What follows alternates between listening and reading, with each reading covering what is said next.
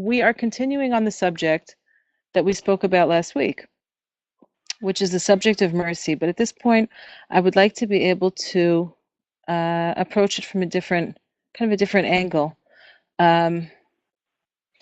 Because last week we spoke about Selichot and for the need to say sorry, how important that is. But here I want to focus on the quality of mercy altogether, because as we go through these Sippurey Middot, whether it's in the context of Selichot, which we spoke about last week, or whether it is throughout the prayers, especially Yom Kippurim, we really need to understand, I think, more about the quality of mercy. So I wish that I was able to transmit to you what I had prepared for you, which is lesson 62 of the second section of Likutey Moharan. If you have a copy of Likutey Moharan available to you, or so you could probably also, if you're online, you can also just type in Likutey Moharan, and on Wikitext or something like this, you have the whole text of Likutey Moharan in Hebrew, and go to second section, that's Tinyana, lesson number 62, Samech Bet, and then we'll be all on the same page. And for those of you who are not able to access the text, and also I'm very sorry that we're having this mania, this is an obstacle that we're having. So far for the last long while, we've had B'li Ayin Hara, pretty easy, pretty good, smooth experience with using the online, using click meetings. For some reason, I have no idea why we're having trouble now. And okay, so we're going to do the best with what we have. Now, this lesson 62, is a short lesson called Ele Masei B'nei Israel. And these are the journeys of the Jewish people, which is, of course, the opening of the Parsha of Parshat Masai, right? Now, Ele Masei B'nei Israel, this is the last of the Parshiot of the book of Bamidbar. And it's a fairly short lesson, Ele Masei. Now, the truth is that Rabbi Nachman taught different lessons on Ele Masei. They both start off Ele Masei, and they're quite different in their intent. And this shorter one is a profound meditation on the nature of mercy, but not from the angle that you'd normally expect. Ele Masei B'nei Israel. I'm now going into the lesson. I'm just going to translate it and explain it as we go. If you have the ability to have text in front of you, great. If not, please try to follow. Ele Masei B'nei Israel. These are the journeys of the Jewish people. Ita b'medrash. It appears in the Medrash. Shemasei B'nei Israel. The journeys of the Jewish people. Dahainu, that is to say, Hanesiot shebnei Israel nosin mimakom lemakom, meaning the places where Hashem sends us, that the Jewish people wind up having to move around a lot. And obviously, Rabbi Nachman, when he was speaking in his time, so he was speaking prior, not exactly prior, but let's just say the emancipation of French Jewry had already taken place. The further ramifications of that in Eastern Europe were still being felt. Jews were still ghettoized to a certain extent, although not in quite the same way that they had been. There was some movement outward, and Jews as a whole, because they were confined to a particular area of settlement, which is known as the Pale of Settlement, because Jews in Rabbi Nachman's region of Ukraine, which was part then of Mother Russia, because Jews were confined to a certain area of settlement, and because Jews were not allowed to do agriculture, meaning more than subsistence here and there, but like real owning large tracts of land. Jews didn't do that. Jews were not serfs, so they didn't really work the land for landowners. Jews were not permitted into the guilds, so they weren't allowed to be artisans. And so what did the Jewish people do, aside from starve in those generations? The Jewish people very often involved themselves in trade.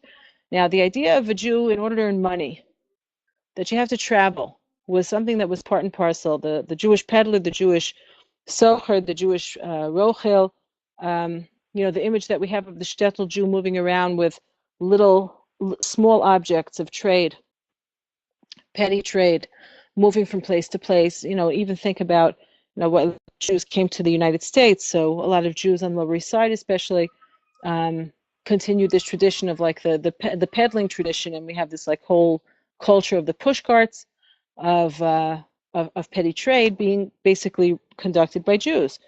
So when Rabbi Nachman is talking about the Hanesiot Shebnei Yisrael Nos'im Mimakom Lemakom, the fact that you have to travel from place to place, he is not talking about going on vacation to Vail. He's not talking about going to Martha's Vineyard.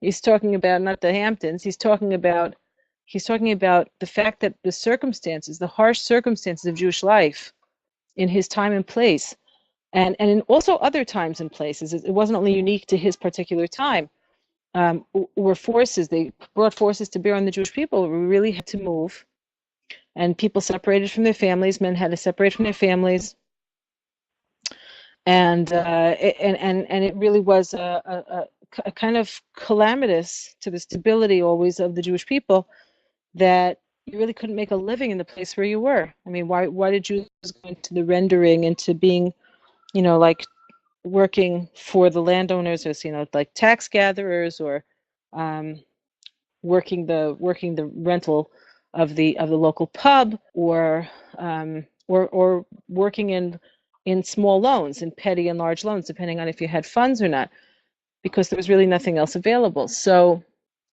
when he talks about the nisiot, the journeys, he's not only talking about like getting in a wagon, he's also talking about the journeys that we wind up having to take in life, that are not pleasant to us, that are not vacations, where we feel like we have no choice. We have to move apartments, we have to move houses, we have to switch schools, we have to find a new community, we have to relocate, we have to, even in our own contemporary idiom, it's like,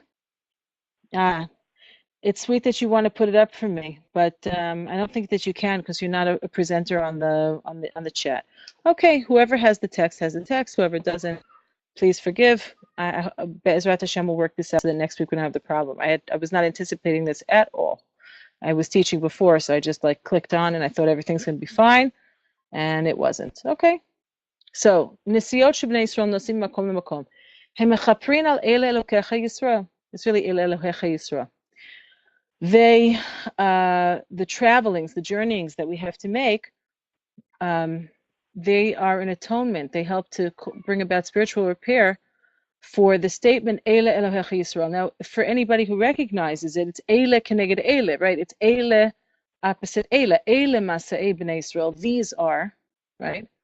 These are the journeys, and it's meant to counterbalance or heal the negative effect of Eile Elohecha Yisrael. Now, Eile Elohecha Yisrael is a statement that was said when the Jewish people fell in the sin of the golden calf, which is that's our quintessential sin of idolatry, of attributing force and power to anything other than Hashem himself. So that core sin of idolatry, it's Eile Keneged Eile, because we have to fix. Yesh Pagam, Ki afilu k'she'ein, here, where are we? Here, Hainu, al Pagam avodah zarah. Meaning, what's the thing it's come to repair? That all this journeying and schlepping and moving and all of the upheaval that we really have to, that's what he's talking about, all this upheaval that we're always having to deal with in our lives. Even such a simple thing as not being able to get, like running, if I'm not physically running, then running psychologically and digitally from pillar to post, trying to get this thing to work. So, that's also a form of Eile Masa'e, right? I'm like just trying to get it together and I can't do it. So it's meant to be reparative. It repairs avodah zarah. What is the idolatry? Meaning, as far as I know, I'm an idol worshiper. Everybody who has to suffer through some degree of upheaval, that's, it indicates that we've been serving idols. What kind of idols are we serving, right? Right away, Rabbi Nachman jumps in and he says, okay, so even when you don't actually, and factually serve idols, there is like this trace, this spiritual flaw that is related, or it's a reflection of avodah zarah, of idolatry. And what is that? How do we define it? Yesh pagam avodah zarah, ki kilkul ha'emunah hu gam ken b'chinat avodah zarah. When our emunah, when our faith in Hashem is not really 100%, when it's flawed, So that's it's a kind of avodah zarah. It's a form of avodah zarah, even though we don't normally think of it that way. But he's going to bring a teaching from his great-grandfather about the nature of avodah zarah for such other circumstances, like the circumstances of our lives, where we're not, going to the temple and bringing. Exactly. It's not just physical. It's not even necessarily our machshavot. Rachalea points out we're not even talking only on the level of thought. We'll see what he says. It's very subtle, because the Baal Shem Tov HaKadosh taught, Shem Muva B'Shem Baal Shem Tov. The Baal Shem Tov taught on the verse, V'sartem v'yavadetem Elohim achirim. And you will turn away and will serve other gods. That's in Devarim Yud Aleph. So, V'sartem v'yavadetem Elohim achirim, the Baal Shem Tov points something out that's very, very subtle. He says, Shetekef k'shesarim Hashem yitbarach. Literally, it means visarta, means to turn, and you turn. V'yavadetem, and you serve. Now, the Baal Shem Tov is pointing out that gap, or that jump between sartem and v'yavadetem, between turning and serving. So normally we would say, first you turn, visartem, turn away from Hashem, and then you'll be distant, so then you're going to serve other gods. That's the way we normally would interpret it. But the Baal Shem Tov HaKadosh interpreted it differently. He said, Shetechef k'shesarim Hashem yitbarach. The instant that we're not perfectly focused on Hashem, it means that's called turning away from Him. Hu b'chinat avodah zarah. It means v'sartem. If you turn away, v'yavadetem. It's called serving other gods. Now, that's a much higher. We can understand it. That is a demand of us. It means the Baal Shem Tov HaKadosh is telling us the Torah is demanding of us something, or drawing forth from us something, which is much more complicated than it originally seems. Because who doesn't sometimes turn away from Hashem? Who doesn't sometimes deny the hashgacha? And I don't mean to deny the providence of something, because we're not. We're ma'aminim b'nei ma'aminim. We're believers in Hashem. We're trying our best, right? So it's not like we say, well, this is not from God. We don't. It doesn't work like that for us. But generally speaking, it's not that we're in active resistance. What happens is that whatever the circumstances, however difficult it might be, so we resist it. And in resisting it, or in here's the place where it often comes up, where we are devastated by the circumstances of our lives, and because of that, we seek solace. We can seek comfort and solace from some source that is not God. It's not Hashem. V'sartem. You turned away. So you went to the movies. So you ate the chocolate cake. So whatever you did. I mean, really, I'm in a state of agmat nefesh. I'm in pain. So we would say, ideally, I should be turning to Hashem.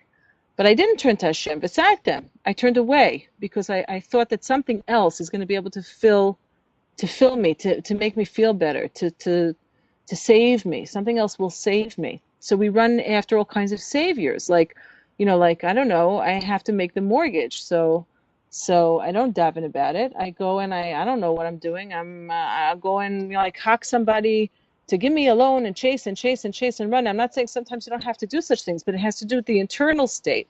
Who do I turn to in terms of where? Where is my salvation coming from, no matter what the issue is? Whether it's the devastation that comes because of financial losses or emotional suffering or loneliness, needing consolation in any area. So that's also an aspect of V'sartem, the turning away from Hashem. It doesn't mean we don't have recourse. Hashem doesn't provide us many shluchim. God provides us many, we're very fortunate. He provides us with many good emissaries of His goodness to be able to help us. But I think that it's not something that I have to belabor. I think it's something that people understand. The internal state of avoidance of the hashgacha, to avoid turning to Hashem directly and seeking some other solution or externalized solution. So that's the way the Baal Shem Tov HaKadosh describes the process of v'sartem v'yavadetem, that the turning away and the seeking of help from some other place or some other source, right, is a subtle form of idolatry. Like as soon as the act of turning away takes place, So this is already like it's tantamount to idolatry. Al yidei hanesiot shel Yisrael nitkaper. And so having to make these journeys, which means to suffer through all kinds of upheavals and tumult, it is atoned for. That's interesting. How? How? Like, why does having to go through the turmoil actually help? In what way does it help? The Cholzman. Now, here Rabbi Nachman is going to make a little bit. Adi, please close the door. I'm taping. Could you please close the door? Or sending or whatever. We're having problems with the shidur, but it's recording. Please close the door. No, afterwards. Soon. Okay. I hope everyone's still on. Is everyone still with me? I'm not trusting so much the technology right now. Okay. And for those who ran away because we just didn't have the gedult, I feel bad, but hopefully it'll record and at least maybe somebody will use the audio. Okay, so Kozman, sheyesh avodah zara ba'olam, choran af ba'olam. In Parshas Re'eh, and Rashi explains that all the while that there's avodah zara in the world, so there's anger in the world. That means that there's divine anger in the world. It means that the world suffers. So the idolatry, and Rabbi Nachman, by stringing these different sources together, he's trying to tell us, it's not like it's just about us, right? Like, if it was just about me and my personal relationship with Hashem, so if I turn to Him and I trust Him, or if I turn away from Him and I'm actually doing this kind of subtle form of avodah zara, so it just got to do with me, but actually, Rabbi Nachman then expands out and he said, it makes a difference in the world. It's not like it doesn't have an impact outside of you. It has an impact in the world at large, which means that the repair that has to take place goes outside of the individual, it goes someplace else. It has to spread further. Nimtza.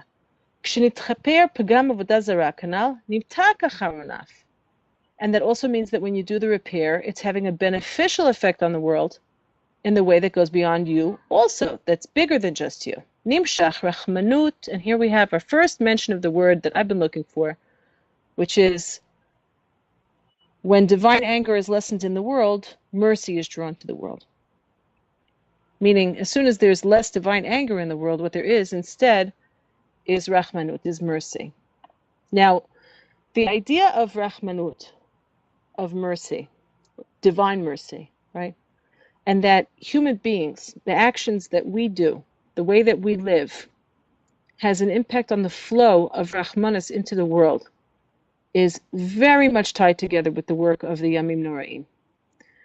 Even though last week we spoke somewhat more about the actual recitation of those 13 attributes of mercy, and how effective they are, and why they're effective, and how their effectiveness doesn't change over time. And it's like we're going right back to the forgiveness of the sin of the golden calf. We go right back to the prayer and self-sacrifice of Moshe Rabbeinu, and we touch that place again, and it arouses it again. And so that's something that's very powerful. But here, Rabbi Nachman is speaking about Rachmanut a different way. He says that the work that we do has an effect of Rachmanut, of drawing Rachmanut. That means the things that we have to correct in ourselves, which actually is accomplished through suffering. I mean, that's what he's talking about. This upheaval, this idea of having to schlep around and chase after the parnassah, or chase after this or that. How fayogit we are, like there's sometimes the words in Yiddish, they're irreplaceable. So how under the gun we are, how on the run we are. And even though he's talking about a historical reality that was like literally we were on the run, I mean, moving from place to place. I mean, sometimes, I have my Baba Surah Allah Hashem. So my cousin Risa, she's much older than me. I don't know, is she really much older than me? I guess she's about 10 years older than me, maybe more. So maybe more at this point. Not at this point. It's not like it changed. I can't really exactly remember how much older she is. Let's say about 10 years older. So she once asked our grandmother, who grew up in Eastern Europe before the war. So she said, what was it like growing up in Seychelles? And in this little village in Hungary, Romania. So my Baba said, she said, well, we lived there a very long time. It was very nice. She said, you got along with your neighbors? She said, yeah, we got along with the non-Jewish neighbors, except twice a year we had to go and lock ourselves in the house for 2 weeks. Like around Xmas and around Easter. We had to, okay, then we had to like batten down the hatches, like we would, do our, stock up on supplies and not step out of the house. Or the image of Jews literally having to flee from their the places of where their whole lives were for generation upon generation, just suddenly having to flee. I mean, that's, these are the Masaot, these are the journeys, and it means the suffering of the upheaval of having to relocate yourself and reorient yourself, even in our small terms, not in these catastrophic terms that were common. I hate to say it, but fairly common for the Jewish people over the course of our history. For us personally, it's maybe in smaller things for the most part. Hashem should save us from the difficult things, but nevertheless, it's still traumatic. It's still difficult. Now, when you have to go through those kinds of traumas, Rabbi Nachman says, hold on. Ela Masa'eh helps to correct Ele Elohech Yisrael. So it's a redemptive and a rehabilitative process. Now, don't just think about yourself. The rehabilitative process somehow translates into something further than just yourself or beyond just yourself. Now, how does it do that? Because it draws rachmanut. Ikar rachmanut b'fchinat v'kel shaka yitein lachem rachamim. Now, it says in the pasuk in Bereshit, and God will give to you rachamim. He'll give you mercy, which we normally would translate to mean he'll be merciful to you, right? But the sages tell us, Kel shaka yitein lachem rachamim. Lachem daika, Rabbi Nachman says, God will give to you the power of mercy. Hainu, shashem yitbarach yitein lanu harachmanut. I mean, to really bring rachmanut in the world, it's not about God being merciful to me. It's about me wielding this force of mercy. Mercy is a force. It's like an element. Sheimsurat rachmanut biyadenu. That the rachamim should be given over to us, into our hands. Ki etzlo yitbarach yachol liyot shegam acholat hakasher v'kol yisurin hem rachmanut shelo. I mean, the truth is, in the cosmic scale of things, if we're talking about divine mercy, well, sometimes the biggest mercy, they call it when they murder somebody because they're no longer physically capable of having what they like to call nowadays quality of life. They call that mercy killing. Now they call it euthanasia. They call it lots of things with lots of euphemisms. The idea of mercy killing. Okay, sometimes the hard thing, right? The very hard thing is the biggest mercy possible, and still, from our perspective, it's tragic. It's terrible. So when mercy stays with God, right? It's not in our hands. It stays with God. When mercy stays with God, it can be not such tender mercies, because sometimes the thing is the most painful thing to have to go through is actually the biggest mercy. Like, I don't know, the usual example of a person having to, go through some kind of a surgery or some kind of whatever is the bitter medicine, right? So sometimes the bitter medicine is the best possible thing in the long run. And so from the divine perspective, here I'm being merciful to you. But from our perspective, meaning on the human scale, it's not merciful. It doesn't feel like mercy. It feels harsh. And so when Hashem gives over the mercy to us, lachem daika, hainu, shashem yitbarach yitein lanu harachmanut, that Hashem gives to us the rachamim. Shehu yitein et biyadenu, ki etzlo yitbarach yichol liyot shegam acholat hakasha b'kol yisurim harachmanut shelo. Right? According to what we already just said, it can be that the worst illness and all kinds of suffering is a manifestation of divine mercy because it's a betterment of the person. But from our perspective, it's not. Ki b'vadai kol ma shashem yirochos adam. I mean, of course, we take it as an axiom that everything that Hashem does for a person, afilu yisurim kashim, even very, very difficult, painful events, hakol hu rak rachmanut. Of course, it's all a manifestation of mercy in the cosmic sense. Aval anu mivakshim, but what we're asking for, shitain v'yimsor biyadenu et rachmanut. We want Him to hand over the reins or the vessel or the channel of mercy into our hands. Ki ein anu mavinim harachmanut shelo. You know, we don't have such big heads. We don't understand the ways of divine mercy, which sometimes appear to us to be terribly cruel. We don't understand that stuff. And so when mercy is left into our power, it's given over to us, the world winds up being a much more merciful place from our perspective. Now, the truth is that we don't have the power, like we haven't got the strength for his Rahmanas, honestly. Sometimes his Rahmanas is just so harsh. His mercy is sometimes too much for us to bear.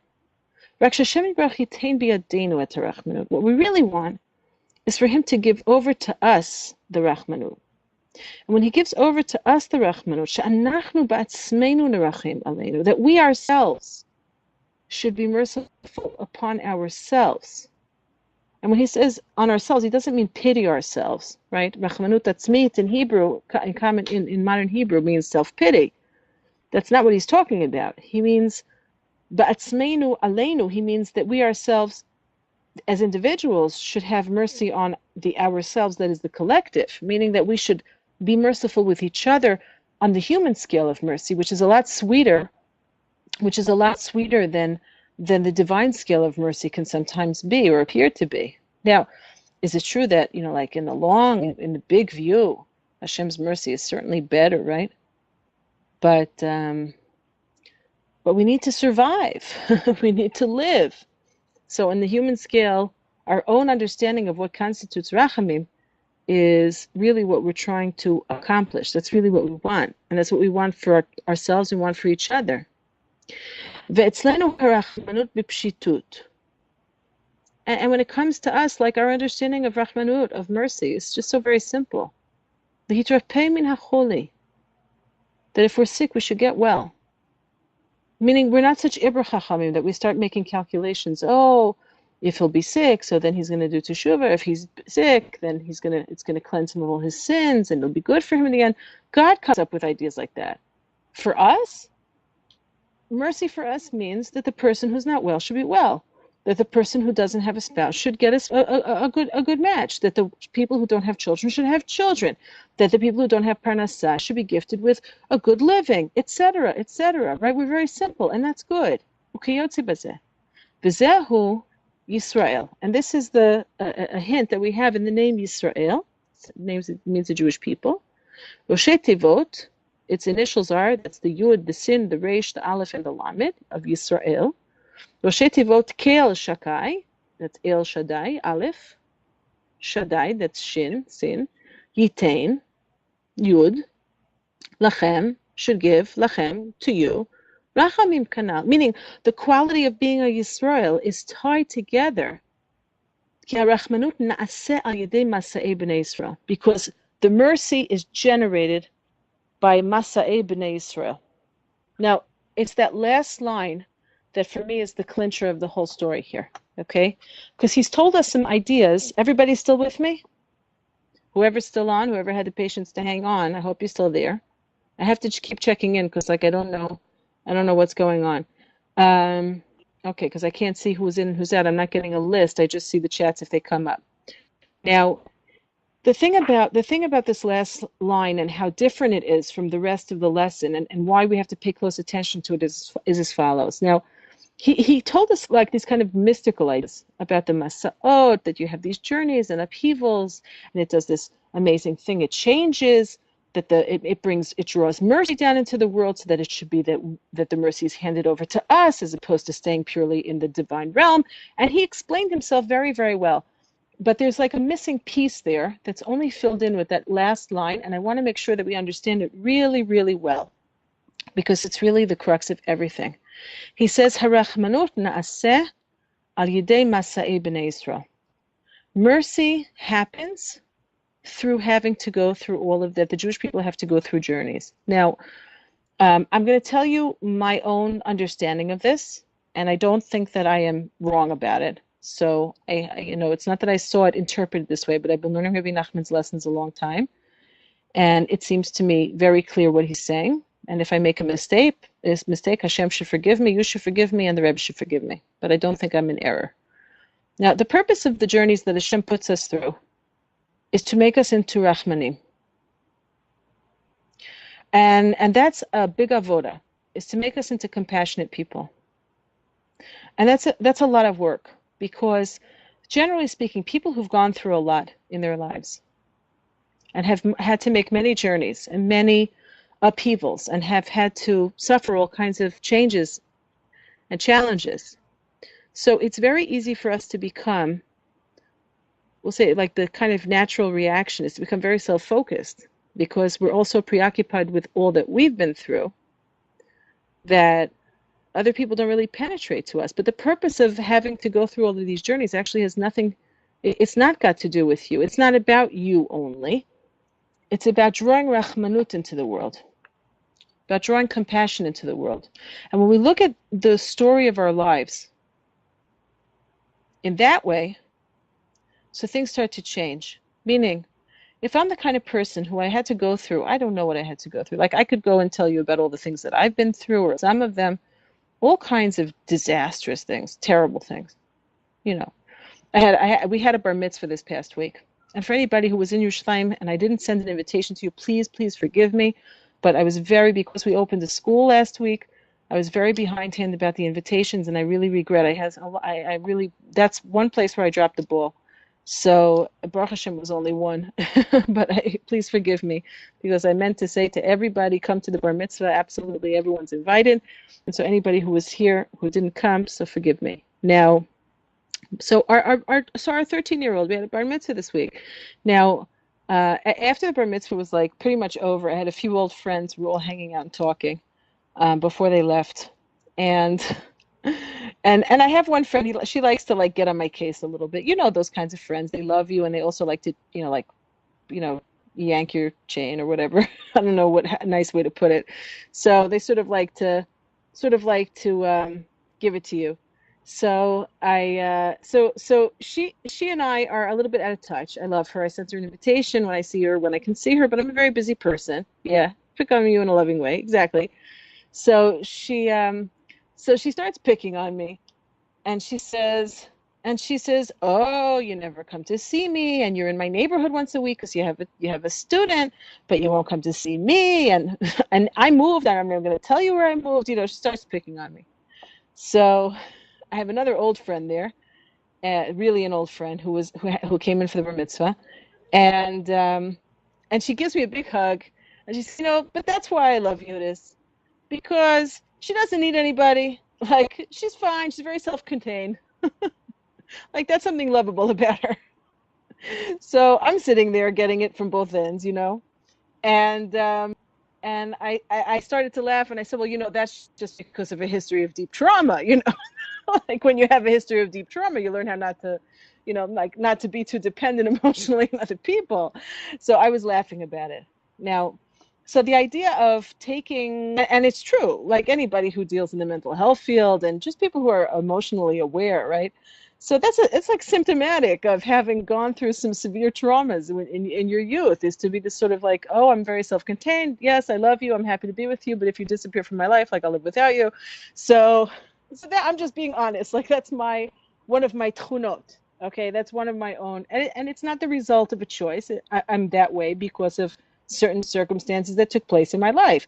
Now, the circumstances that lead to that kind of, say the traumas that lead to that kind of attitude or that way of being. So those are the kinds of things that can lead people to be very mufnam, self-contained in a way where they can't really relate to other people at all, or they don't have much patience or tolerance for other people's pain, because their pain is something that is so big. It takes up so much space, and so there's no room for anybody else's. And I'm very thankful to Hashem that, as far as I can tell, that's not the route that I took with the things that I went through in my life. Quite the contrary. It was a fairly early realization for me that anything that Hashem brought me to, min hastam, I'm going to see, and hopefully soon, and I'm waiting for it, to see how this is going to be useful to other people.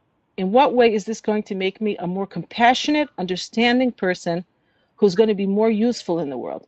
And so I'm not holding myself up to be any kind of a paradigm. I'm just giving you the example that the kinds of that were devastating experiences for me in the early part of my life, they've been very great assets, and I would not trade them away. I really would not. And it's not because I'm a masochist, but because they've actually been very great assets in my life, in being able to be of use to people, to be helpful, and to fulfill my tafkid in the world, my function and my purpose in the world. And so I'm actually very grateful, even though, as my Rebbetzin Ospan, Shishlim be well, she would say about her experiences during the Holocaust, she really went through, like I would say, all 7 tiers of Gehenna. And so she used to say about those experiences, which took place during her formative years, because in 1942 she was only 15 years old, and she experienced like every iteration of possible persecution during the war years. So, so she saw it all, and she went through it all, and she used to say, in terms of Yisurim, in terms of what I went through, I wouldn't pay $1 for it, right? But I wouldn't sell it for $1 million. I remember hearing that from her, and it had such a powerful effect on me. This idea of the journey, that it's something precious because it has the capacity to alter you and transform you and from my perspective, to make you potentially into a much more compassionate person, because compassionate means to feel with someone, to feel together, and to feel the suffering of someone else. Compassionate is also to be able to feel the suffering of the other and to relate to it. And so that's the shorish, that's the root of Rahmanut, right? And look at that last line, meaning this class is being recorded, I believe, and has been recorded and is being recorded, Bezrat Hashem. So it ought to be. So everyone is, I hope, with me in understanding that last line being so crucial, because the idea of not so much make not break the person. That's what Rachelea just added in. I agree with it, but it's deeper than that, because think about this idea of being able to wield the force of Rahmanut in the world. Like, you know what it feels like to suffer. You know what it feels like to have to go through that. And then when you daven for the other person, or even just when you look at them and relate to them, you have your upwelling of Rahmanis is so powerful and so profound. But why? Because you felt it and you know what it means to feel that upheaval and that suffering. And that's what makes Rahmanut, because, okay, on the objective level, we say if the person is going through it, minastam, it's the very best thing for them. That's from God's perspective. That's not from our perspective. From our perspective, we're supposed to, for them, only the thing that will immediately alleviate their suffering in the best and fastest possible way, that they should have everything that they require in every level immediately, just like we would, and to feel the pain, to be able to feel their pain with them as a trigger for Rahmanut, not from the place of knowing what's best for them, because the truth is, it could be that in the biggest sense, what's best for them is to suffer. But the Rahmanis, the compassion and the mercy, is unlocked because we can identify with the trouble of the other, because we've gone through that journey ourselves. So, harachmanut nasa al yudei masa'ei b'nei Yisrael. We go through our journeys, we go through our various paths, and they make us able to hold and wield the power of mercy in the world. So, as we go through all of our recitations again and again of the 13 attributes of mercy, and I can't stay on much longer because I normally have to teach. I'm teaching from 6 to 7, so I can't really do another like half an hour because of the lost time. So I hope you're going to forgive me. But I highly recommend, if you have a copy or go online, I'm sure that there is a translation someplace of the first section of Tomer Devorah. And that Tomer Devorah is like, every word of that Tomer Devorah is so precious. The first section goes through all of what we call the Middot HaKeter, all of the Middot. I don't know if we spoke about this last week or not, because I'm teaching so many classes, I kind of forget what I say where, so forgive me. But that Tomer Devorah of the Ramak, of Moshe Cordovero, goes through all of the Middot and all of the Sfirot, but that first section is about the 13 attributes of mercy, how they are expressed by Hashem in relationship with us and with His universe, and what we have to look towards in ourselves, meaning how to arouse those qualities of mercy, which are very lofty qualities of mercy. They are truly lofty. The first one, Mikel Kamocha, right? That first one of Mikel Kamocha, of the Midot HaKeter, those 13 attributes, it's just, it needs activation like every day. These are the places where we're always like having to dig deep in our relationships with our families, spouse, parents, neighbors, coworkers, ourselves. That's the places where we get stuck, where the Rahmanis is not open and working. And so Rabbi Nachman is giving us a hint. You want to be able to activate your 13 attributes, your attributes of mercy.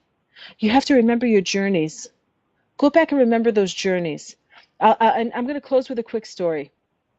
Now, my son bought a car. He should be well. He works, and he paid, it costs like an arm and a leg to get your license here in Israel. So he worked and got the money to get the license, and then he did research and he got himself a car. It's not a fancy schmancy car, but he's a smart guy, so he figured out a good deal and he got himself a car. And on Friday, he showed up, Erev Shabbos, and my bar mitzvah boy came home from yeshiva, from his first week in yeshiva, and my son came, and he picked up two of his brothers, and he had a friend in the car, and they went off to the beach. It's Friday. They want to be able to go be together and have a day at the beach, the separate beach in Herzliya. So they go off to the beach. Now, it's getting closer to Shabbos, but not too close to us, and they come zipping in. After going to Herzliya, they come zipping in and need showers. They need to get themselves together and need to help a little bit in the house because it's almost Shabbos. And so, but my older son, the oldest son, is going, he's not staying with us for Shabbos. He has made plans with friends, and he's going to spend Shabbos in Kiryat Arba. Kiryat Arba from Yerushalayim is not so close. And so he runs in the house. The other boys go take showers and get ready for Shabbos. And I'm like, Nachman, it's so late. You're going to go now to Hebron? He's like, no, there's plenty of time. Okay, so it's like an hour till Shkia. I mean, it's like, it's really not a lot of time. And I said, well, you're like straight from the beach. He's like, don't worry, I have everything I need in the car. I'm going. I'm starving. You have anything to give me? I had some fish that had just come out of the oven, wrapped it up in foil, sent him on his way. Shalom, good Shabbos. I'll speak to you. Now, okay, so I know he's going to drive like a madman. He's a good driver. I know he's going to speed, and he's running all the way to Hebron. But, and I'm just davening for him that he's not going to, chas v'shalom, wipe out, not get stopped by a cop, not get stopped by the army, not, that he won't get stuck on the road because he's getting too close to Shabbos. Now, anyway, so my husband and I are like, looking at each other, like he just left, and like, how much time does he have? Now, the truth is, if you're going fast enough, okay, so he's going to slide in to Hebron, right, or to Kiryat Arba, like, I don't know, with what? Min hastam, with like 25 minutes to spare until the Shkia, right? Now, that's not great. So it got me upset, and it got my husband upset, and then we brought in Shabbos, and we were talking about it, and I said, I remember doing exactly the same thing when I was in college.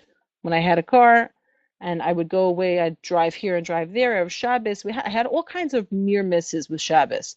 We went camping, and we had to get into, we were driving to Provincetown, and we wound up not being able to find a place to stay. I mean, I had incidents where I had to leave keys in cars, had to leave credit cards and wallets with strangers. Anybody recognize such terrible bad choices that sometimes you can make when you're young about timing Erev Shabbos? I mean, I remember crazy things happening. So why am I telling you this? So my husband says, yeah, I'm also, me, it's like, we also have this family history on his side of like pushing to the last second. So we sat and we looked at each other and we said, so what are we upset with him about exactly?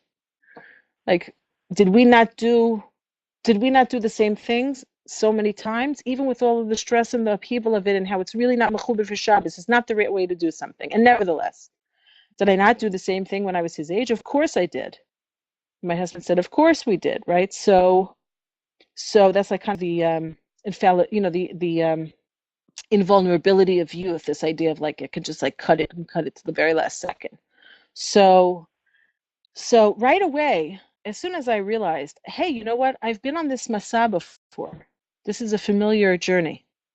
This is my journey too. I did the same thing.